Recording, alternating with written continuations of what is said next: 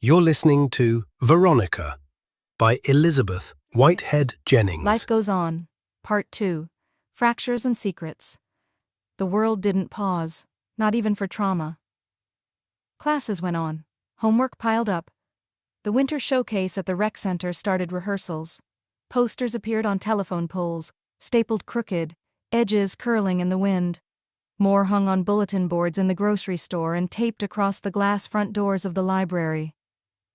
Coming soon, the curious incident of the dog in the nighttime. The words looked bold and cheerful in blocky font, a splash of neon highlighter behind them, a cartoon silhouette of a dog cut out from construction paper. Every time Veronica passed one, she noticed how the tape edges caught dirt, how the paper wrinkled from condensation. She wasn't in it. She hadn't auditioned. The thought of being on stage with all those eyes on her was unbearable. She hadn't even filled out a form. But she came to every meeting. Jeffrey had told her she could help with props, and lights, and quiet backstage things that didn't involve standing in front of people or projecting her voice. She said yes without thinking. It had been a few weeks, maybe more. She didn't mark the days, not the ones after. Time felt different, slippery, uneven. Some afternoons crawled like molasses. Others snapped away before she realized the sun had set. But the sharpness had dulled. The pain no longer cut the way it had in those first hours. It had gone from bleeding to bruising, still tender but muted, like her skin learning to live around it. She still wore dark clothes. She still kept her headphones in even when they weren't playing anything, wires tucked into her hoodie pocket, buds resting against her collarbone like armor. She still hadn't opened the pink shoebox under her bed that held the birthday card she'd never read. But she went places now. She spoke sometimes. A little. She was breathing again. It hurt, but she was breathing. On Tuesday, she stood in the paint-stained corner of the rec center, a cheap brush in her hand, painting a fake bookshelf for the showcase set. The wood was uneven, chipped in places, and the paint bled across the grain. Two freshman actors hovered nearby, arguing in earnest whispers about whether the living room scene needed a lamp or a coat rack in the corner. "Both are period accurate," Jeffrey said, not even glancing up as he flipped through a copy of the script with his long, ink-smudged fingers. "But the rack makes better blocking." "You just like the word blocking," Veronica said, almost without realizing it, her brush dragging a slow, imperfect line of brown across the plywood shelf. Jeffrey's head snapped up. She hadn't spoken to him during rehearsal in over 2 weeks. For a second, his expression was startled, like a bird catching unexpected light. Then it softened into a grin that spread slow and wide across his face. "I do love a good theater term," he said, voice bubbling with relief. "Blocking, gobo, dramaturgy. It's like witchcraft, but with more glitter." Veronica gave him a lopsided smile. It felt strange, like her face wasn't used to the muscles anymore. "Your gay is showing." He clutched his chest in mock horror, staggering back a step. "My mother would be scandalized." The freshman snickered. Veronica kept painting. The rhythm of the brushstrokes steadied her, even as warmth pooled unexpectedly in her chest. She didn't say it aloud, but the moment felt safe. Not healed, not normal, but safe. That night she walked home from the rec center under a sky smeared with stars. Her breath puffed in the cold, each exhale a tiny ghost drifting into the dark. The streetlights buzzed faintly, halos blurred in the thin winter air. A group of kids biked past on the opposite side of the street, their wheels rattling against cracked pavement, laughter spilling too loud into the night. The sound made her flinch. She tugged her hoodie tighter around her face, willing herself small, invisible. She slowed when she reached the corner, stopping in front of the abandoned storefront church. Holy space.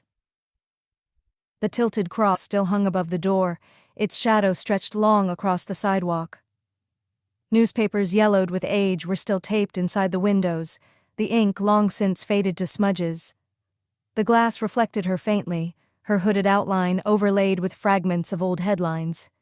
It wasn't really a church anymore, just a forgotten building, a relic no one cared enough to tear down or restore. No services, no people.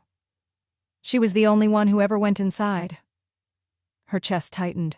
She stood with her hands shoved deep in her pockets, rocking on her heels. She always hesitated here, as though waiting for someone to tell her no, to bar the door. Then she stepped through. The air was colder inside, heavy with dust. Each inhale scraped faintly in her throat. Folding chairs sat exactly where she had last seen them, rows crooked and uneven. The altar cloth drooped, its edges frayed, its once bright embroidery dulled with time. Her footsteps echoed softly, the sound swallowed quickly by the thick silence. Veronica sat in the third row, the same one every time. Something about it felt right, like the chair had already shaped itself to her weight.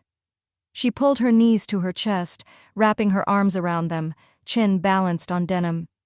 She let herself feel the quiet, really feel it. No ghosts, no memories she couldn't fight off, just silence pressing against her skin like a heavy blanket. She didn't cry, but she closed her eyes. Just for a little while. The next day, she found herself alone backstage before rehearsal. Jeffrey had gone to grab snacks. The other kids were still clustered in the lobby, their voices muffled by the heavy double doors. The black curtains hung thick around the stage, swallowing sound. The air smelled faintly of sawdust and paint thinner. Someone had left a string of Christmas bulbs tangled around the coat rack. She reached out. The bulb was cool beneath her fingertip. It flickered once, red, and died. She startled, then laughed, softly, just once. The sound felt strange in her throat, like a foreign language she hadn't spoken in years. She pulled her journal from her bag, the one she hadn't touched in days. Its cover was bent at the corners, the spine cracked. She held the pen awkwardly, hovering over the first empty page. She didn't write much, just one line. "I'm still here." She stared at the words for a long time.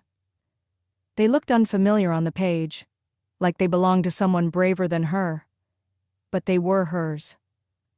Later, in the cramped prop closet, the shelves cluttered with half-empty paint jars and battered cardboard boxes, Jeffrey slipped beside her. He smelled faintly of peppermint gum and fabric softener. He nudged her gently with his elbow. "Hey," he said, voice lower than usual. "You seem better." She didn't answer right away. She kept sorting jars, aligning their chipped lids into neat rows. Then she said, quiet but firm, "I'm trying." Jeffrey nodded.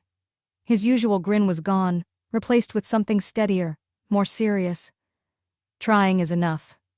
She didn't say thank you. But she didn't walk away either. At home that night, Christina sat on the couch with a mug of tea cradled between her palms, steam curling up into the dim light. A blanket draped across her shoulders, frayed at the edges. On the counter behind her sat a bottle of wine, unopened. Veronica noticed that. She didn't say anything, just grabbed a bowl of cereal, poured the milk too fast so it splashed, and sat down beside her. They watched a crime drama on the muted TV, the kind of show neither of them really followed but kept on for the noise. The actors' lips moved without sound, subtitles rolling across the bottom in neat white lines. After a while, Christina reached over and squeezed her daughter's hand. Veronica didn't pull away. At rehearsal the next week, after the last of the kids left, Veronica stayed behind. The theater was dark, the chairs stacked in haphazard towers, the half-finished set looming on stage. Dust drifted in the air, catching faintly in the glow of the exit sign. She sat cross-legged on the stage floor, the wood rough beneath her palms. In front of her stood the painted bookshelf she had helped build. Its crooked lines and uneven strokes were obvious up close, but it was real. She had made something that would stay, at least for a while. She stared until her eyes blurred. And she felt it. That thing she hadn't felt in weeks. A spark. Not joy, not yet. But the sense that maybe, someday, there might be something waiting for her past the dark.